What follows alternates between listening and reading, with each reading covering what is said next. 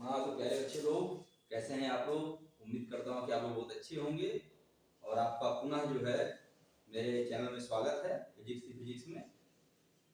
जैसा कि हमने अपने पिछले लेक्चर में बताया था और हमने जो समाप्त किया था आप लोगों को, हमने ऊष्मागतिकी का शून्य नियम और ऊष्मागतिकी का प्रथम नियम बताया था और हमने कहा था कि नेक्स्ट वीडियो में हम ऊष्मागतिकी के द्वितीय नियम से प्रारंभ करेंगे। तो आज हम लोग ऊष्मागतिकी का द्वितीय नियम पढ़ेंगे और इसके बाद में हम लोग नेक्स्ट वाले वीडियो में कार्नाट का इंजीनियरिंग पढ़ेंगे। अभी से आप जान जाओ दोनों चीजें बड़ी इंपॉर्टेंट होने वाली हैं।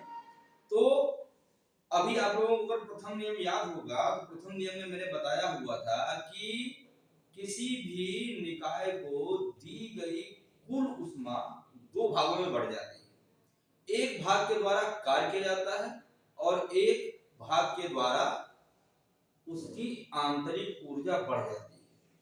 वास्तव में ऊष्मागतिकी का जो द्वितीय नियम है वो प्रथम नियम का ही थोड़ा सा और परिमार्जित रूप है, लेकिन इस परिमार्जित रूप के द्वारा हमको दो बहुत बड़ी बड़ी चीजें कॉन्सेप्ट क्लियर किया गया था और जिसपे कि आज टेक्नोलॉजी बड़ी डिपेंड कर रही है।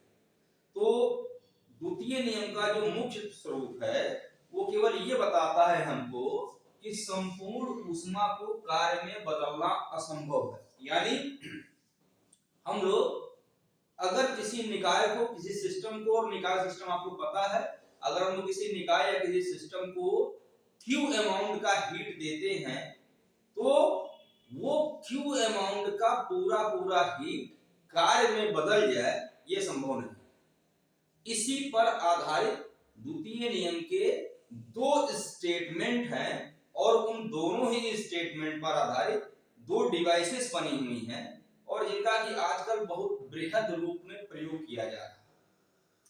तो ऊष्मागतिकी का द्वितीय नियम मुख्य रूप से क्या बताता है कि दी गई कुल ऊष्मा कार्य में बदल नहीं सकती है, नंबर एक चीज। और इस पर आधारित जो स्टेटमेंट दो हैं उसका जो पहला स्टेटमेंट है वो स्टेटमेंट केल्विन प्लांक कथन नाम से जाना जाता है। केल्विन का भी नाम आपने सुना होगा, प्लांक का भी नाम सुना होगा। इन लोगों ने कंबाइंड एक स्टेटमेंट जारी किया तो हम लोग इसके पहले वाले पार्ट को केल्विन प्लांक कथन बोलते हैं, केल्विन प्लांक स्टेटमेंट बोलते हैं। और ये स्टेटमेंट सिंपल, बहुत आसानी से केवल बताता है कि ऊष्मा इंजन के, ये जो स्टेटमेंट है ऊष्मा इंजन के कार्य सिद्धांत पर आधारित है। ऊष्मा इंजन यानी कि हीट इंजन, हीट इंजन के कार्य सिद्धांत पर, यानी कि इस स्टेटमेंट के द्वारा हीट इंजन का कॉन्सेप्ट आया। इंजन के बारे में आप लोग सभी लोग जानते होंगे, तमाम तरह के इंजन के बारे में बात आप लोगों ने की होगी, लेकिन अभी सिंपल इनका जो स्टेटमेंट ये हीट इंजन एक कॉन्सेप्ट को देता है और उस कॉन्सेप्ट के अनुसार जो निकल के आता है कि ऐसी युक्ति जो ऊष्मा को कार्य में बदल दे। अगर एक हम डिवाइस बना लें और वो डिवाइस क्या कर दे कि ऊष्मा को कार्य में बदल दे, तो ऐसी युक्त को, ऐसी डिवाइस को हम कहते हैं हीट इंजन या ऊष्मा इंजन। तो एक कॉन्सेप्ट यहां से आया हुआ था और वो कॉन्सेप्ट मुख्य रूप से क्या है कि संपूर्ण ऊष्मा को कार्य में बदलना असंभव, याद रखना है चीज। तो एक कॉन्सेप्ट यहां पर एक फ्लो चार्ट बनाया गया है, फ्लो चार्ट बनाया गया है कि हम लोग क्या करें कि हमारे द्वारा दी गई ऊष्मा कार्य में बदल जाए और वो कार्य कैसा हो, वो हीट इंजन के रूप में कार्य। तो इसको समझना पड़ेगा। इसके लिए हमको चाहिए होता है सोर्स या स्रोत। सोर्स या स्रोत की परिकल्पना थोड़ा सा आप जान जाओ, आप लोग जानते होंगे, मैं थोड़ा सा बताऊंगा कि स्रोत या सोर्स का मतलब ऐसी युक्ति होती है, ऐसा सिस्टम होता है कि वहां से कितना भी ऊष्मा ले लिया जाए, कितना भी ऊष्मा ले लिया जाए, लेकिन उसका टेम्परेचर डाउन नहीं होना चाहिए। अगर ऐसा बन गया तो उसे हम कहते हैं आइडियल सोर्स। जैसे आपको बता दूं, या आप सोचो कि एक बार आग जला के आप बैठ गए, अब आग जला के बैठ गए, वहां से ऊष्मा निकल रही, ऊष्मा आप अवशोषित कर रहे हैं, तो अगर उसको कांस्टेंट करना है तो उनको बार-बार लकड़ी, कोयला या जो भी चीज जलाते उसको डालना पड़ेगा। लेकिन अगर हमारे पास एक ऐसा सोर्स हो जाए कि हमने एक बार जला दिया और कंटिन्यूअसली उससे हम लगातार ऊष्मा लेते चले जा रहे हैं और उसका टेम्परेचर डाउन हो ही नहीं रहा है, तो तो that is known as ideal source. तो स्रोत का मतलब अत्यधिक तापमान वाला एक ऐसा सिस्टम जहां से ऊष्मा लेने के बाद में उसके टेम्परेचर के ऊपर फर्क नहीं पड़ेगा। तो हमने मान लिया कि हमारा स्रोत एकदम आइडियल वाला है, इसका T1 केल्विन तापमान है। T1 केल्विन, T1 एकदम ऊपर का तापमान है। जो हमारा सूर्य होता है ना, वही आइडियल सोर्स है। उस कितना भी हीट ले लो, उसके टेम्परेचर पर फर्क नहीं पड़ता है। तो एक स्रोत लिया गया है और सेकेंडरी एक सिंक लिया गया है। सिंक का मतलब समझ जाओ कि ऐसा कोई निकाय जिसका टेम्परेचर इतना कम हो, मान लो कि जीरो केल्विन हो गया, या हमने यहाँ पर लिख दिया T2 केल्विन, वो समझ जाओ जीरो है, 0 डिग्री सेल्सियस पे रखा हुआ। तो सिंक ऐसा होना चाहिए कि उसको हम कितनी भी ऊर्जा दे दें, लेकिन उसका टेम्परेचर नहीं बढ़ना चाहिए। मींस कि एकदम ये आइडियली गर्म चीज है और ये आइडियली ठंडी चीज है। इससे कितनी गर्मी निकाल लो, टेम्परेचर नहीं घटना चाहिए। इसको कितना गर्मी दे दो, टेम्परेचर नहीं बढ़ना चाहिए। और तीसरा चीज, इन दोनों का प्रयोग तो हम किस लिए कर रहे हैं अभी आपको आ जाएगा। तीसरा चीज हमारी कार्यकारी पदार्थ या वर्किंग सब्सटेंस कार्यकारी पदार्थ वो निकाय जिसके अंदर गैस हो। हमने बताया था आपको कि एक निश्चित ताप और आयतन की गैस हो, वही हमारा निकाय यहाँ पर होता है थर्मोडायनेमिक्स में। तो एक कार्यकारी निकाय है। अब इसका काम कैसे होता है, एक मिनट,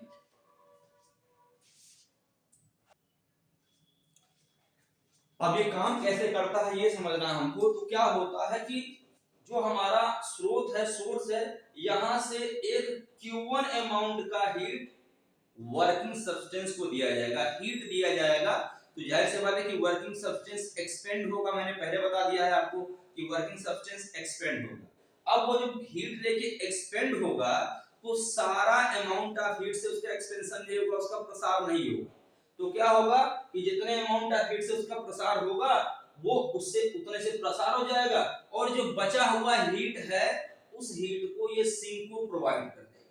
यही केवल एक चक्र का काम है कि सोर्स से ये हीट को, अमाउंट ऑफ कैलोरी को ग्रैब करेगा, लेगा, एक्सपेंड होगा और बचे हुए हीट को सिंक को दे देगा। तो यहाँ पर जो कार्य होता है, W का मान वो होता है Q1 Q2 के बराबर। अब इसकी जो एफिशिएंसी ईटा होती है, ईटा होता है कार्य बटा लिया गया हीट। तो W बटा Q1 या Q1 Q2 बटा Q1। अब Q1 और इसको अगर हम सॉल्व करेंगे तो Q1 बटे Q1 Q2 बटे Q1, तो रिजल्ट आ जाएगा 1 Q1 बटे 1 Q2 बटे Q1 हो जाएगा ये।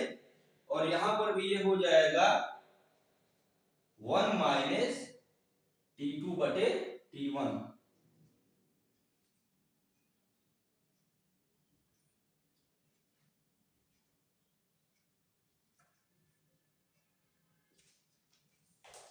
क्योंकि Q1 Q2 कहां से, टेम्परेचर से आया हुआ है, तो हम Q2 को T2, Q1 को T1 लिख देंगे।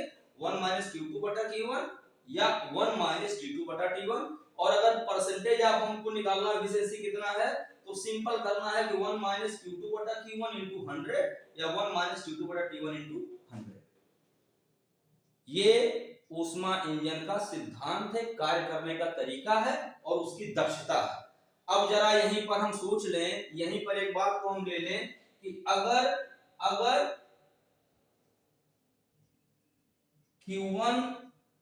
Q1 क्या हो जाए कि अगर Q2 की बात 0 हो जाए, यानी कि अगर हमारा जो कार्यकारी पदार्थ है, अगर उसने Q1 अमाउंट का हीट लिया और उसने उससे पूरा कार्य कर लिया, सिंक को उसने दिया ही, तो क्या हो जाएगा, Q2 का मान 0 हो जाएगा। तो आपको क्या मिलेगा, Q1 बटा Q1, और Q1 बटा Q1 का मान क्या हो जाएगा, 1। तो इफिशियंसी अगर 1 है तो परसेंटेज कितना हो जाएगा, 100%। यानी कि अगर वर्किंग सब्सटेंस ली गई कुल ऊष्मा से पूरा कार्य कर दे तो हमारे इंजन की दक्षता 100% हो जाएगी, 100%।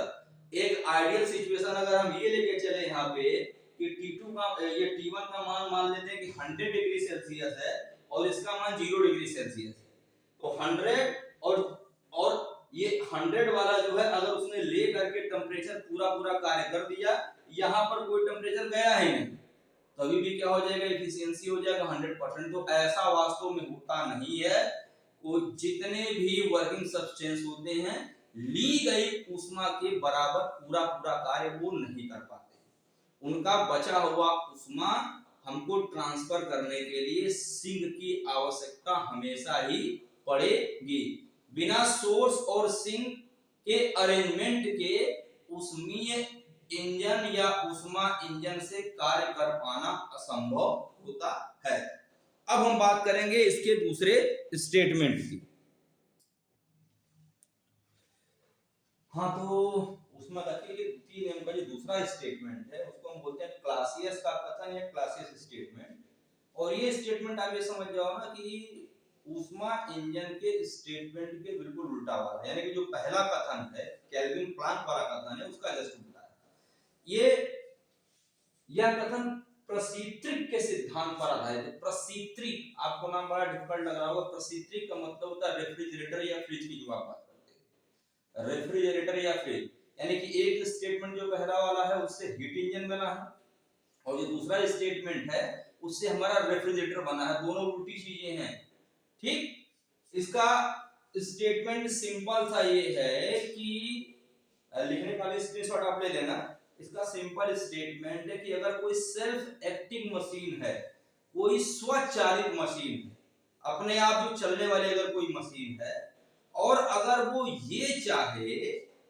ये चाहे कि बिना किसी बाह्य ऊर्जा की सहायता से, बिना किसी एक्सटर्नल एनर्जी के, बिना किसी एक्सटर्नल फोर्स के निम्न स्रोत से यानी कि सिंक से ऊष्मा को निकाले और सोर्स को भेज दे।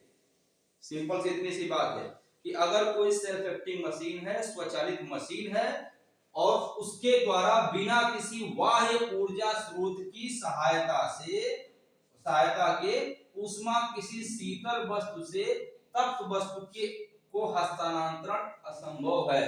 मतलब समझ लो, स्टेटमेंट बड़ा सा याद कर लेना, लेकिन समझोगे तो लिख लो कि एक आपकी वर्किंग सब्सटेंस है, एक यहाँ पर समझ जाओ कि हमने पहले ले लिया है स्वचालित मशीन, यही स्वचालित मशीन वर्किंग सब्सटेंस में लगा हुआ है।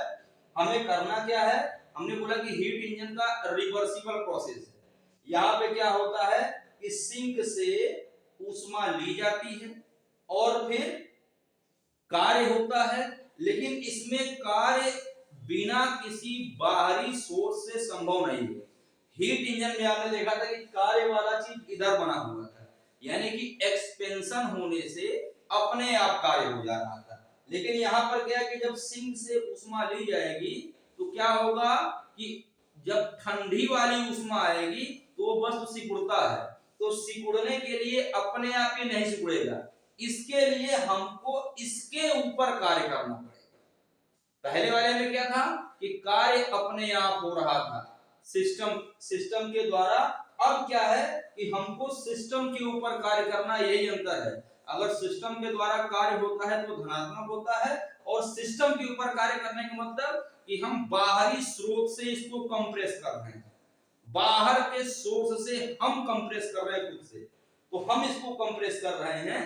तो यही कहा गया कि स्वचालित मशीन का अपने आप किसी स्रोत से, किसी सिंक से ठंडी वाली ऊष्मा लेकर के गर्म वाले में भेजना संभव नहीं होगा जब तक कि एक बाहर से ऊर्जा का सोर्स हम न लगाएं।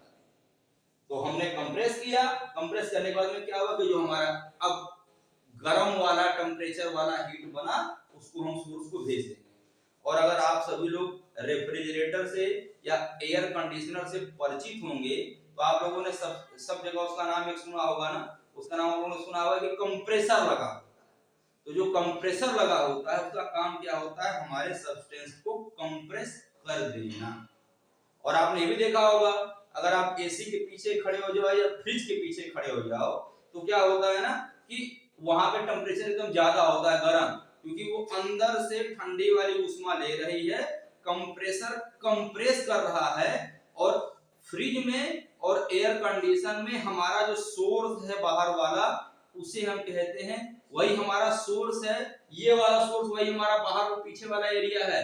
तो वहां पे हमेशा आप पाओगे गर्मी निकलती है, एसी से भी और फ्रिज से भी, क्योंकि कंप्रेसर ने कंप्रेस किया है और फिर गर्म चीज को सोर्स को फेंक दिया।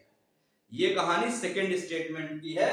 यहाँ पे जैसे वहां पे आपने एफिशिएंसी पढ़ा था, यहाँ पर होता है कार्यशीलता गुणांक या कोफिशिएंट ऑफ परफॉर्मेंस, इसको बीटा से दिखाते हैं और बीटा बराबर होता है Q2 बटा W। W का मान यहाँ पर भी Q1 माइनस Q2 होता है, तो बीटा बराबर हो जाएगा Q2 बटे Q1 माइनस Q2 या T2 बटे T1 माइनस T2। तो बहुत आसान है, एक दो बार पढ़ लीजिएगा, आपको अच्छे तरीके से याद हो जाएगा। जितने लोग मेरे चैनल में नए हैं वो प्लीज पुराने वीडियो को भी देख लीजिएगा, क्योंकि अभी 10-11वां वीडियो है, आप देखते रहोगे तो कॉन्सेप्ट आपको एग्जामिनेशन के पॉइंट ऑफ व्यू से सारा क्लियर होता जाएगा।